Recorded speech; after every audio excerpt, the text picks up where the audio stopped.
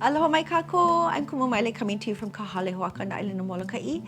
Today we are going to learn a set of different words, but they are all based on the same root word. So I want you to ho'opili mai, repeat after me. Hoa. Maikaʻi, hoa is a companion. So we can attach other words to describe what kind of companion or partner that is. So we have words like ho'opili, e ho'opili mai, ho'opili. Ho'opili, pili means to cling or be close. So ho'opili is like your best buddy, your best friend.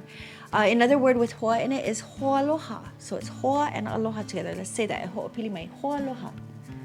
And that's a friend, someone that you love, aloha, you love them very much.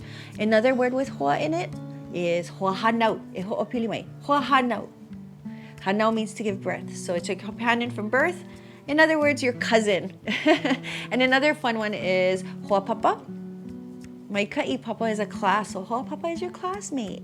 So there's all different ways that you can use the term hoa, but if you can't remember all those other terms, just use hoa, and that means friend or companion. I hope this helps. Ahui ho, malama pono.